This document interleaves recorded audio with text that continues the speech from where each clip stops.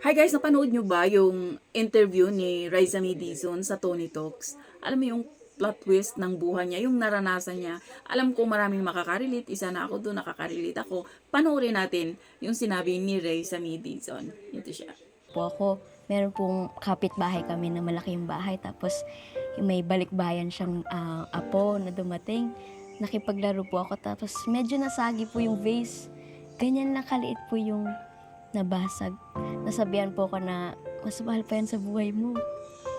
So parang tumatak po yun sa akin na balang araw magsisipag talaga ako para hindi ako masabihan ng gano'n kasi Mas mahal pa yan sa buhay opo, mo. ganun Ilan kaliit. taong ka lang? Bago po ako mag-Itbulaga, mga 6 po, 5 Reminder yan sa lahat sa atin talaga. na lahat ng mga simpleng salita natin sa isang bata, hanggang 20 years old dadali ng isang bata yun. Opo. Hindi mo makakalimutan lahat ng masasakit na sinasabi sa'yo. Kung kinalimutan niya, may plot twist yun, Miss Tony. Ano ang plot twist? Yun ang inaabangan ko. Okay. Nung nanalo po ako, nabili ko po yung bahay nila. What? Opo. Di ba parang ano? ang galing? Teleserye!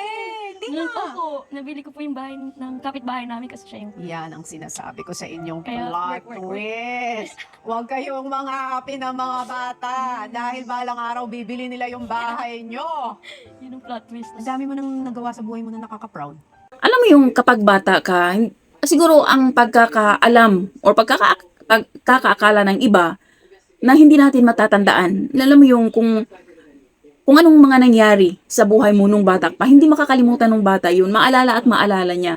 At ito yung nangyari kay Raisa May Dizon. Ang galing lang, di ba, ng plot twist. Kaya, wag talaga yung mga mayayaman o yung may nakaangat-angat sa buhay.